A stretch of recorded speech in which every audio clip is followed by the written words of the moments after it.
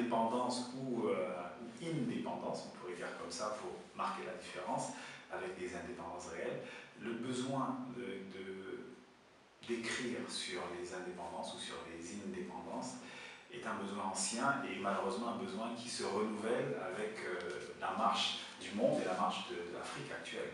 Comment l'ouvrage traduit peut-être le besoin de parler de cette question-là ou quelle formalisation il propose? Alors il y a deux façons de formaliser la chose.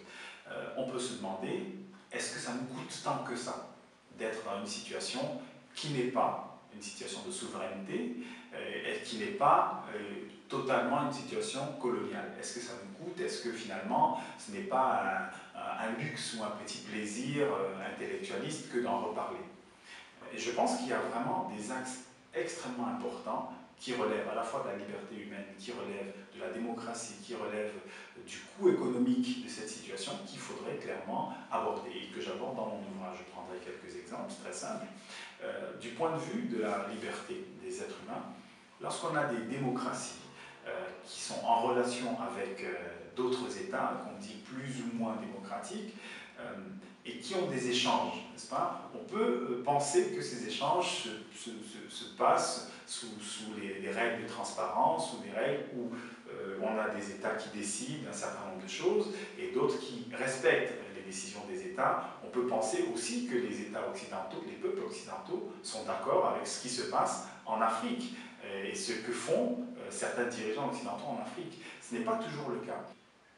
La relation que je décris comme étant une relation indépendante, c'est une relation qui montre les imperfections démocratiques dans les pays dits démocratiques et également comment ces imperfections oblitèrent les libertés africaines avec le risque que plus tard, eh bien, des Occidentaux pourraient se trouver en Afrique en situation compliquée. Le rapport colonial est d'abord un rapport de violence. C'est un rapport qui est répété, c'est-à-dire que quand vous voulez en sortir, ou vous essayez d'en sortir, on vous montre quand même que vous ne pouvez pas en sortir, même si vous avez des marges de manœuvre dans votre façon de fonctionner. C'est pour ça qu'on a eu des coups d'État, c'est pour ça qu'on a eu certains dirigeants qui n'ont pas pu accéder au pouvoir, et ça s'est fait, ça s'est passé des années 50, des années 40 déjà, jusqu'aux années 2000, jusqu'aux années 2010. Donc il y a une répétition et puis une forme d'inculcation de cette idée-là. Bon. Mais sur les aspects où les Africains ont des marges de manœuvre, est-ce que, d'une part, ces marges de manœuvre ont été utilisées? Comment mobiliser les peuples, les individus aux standards de vie ou à la qualité de vie et de vie démocratique qui est proposée dans mon ouvrage? C'est vrai que mon ouvrage est très modeste, ne peut pas répondre à tout.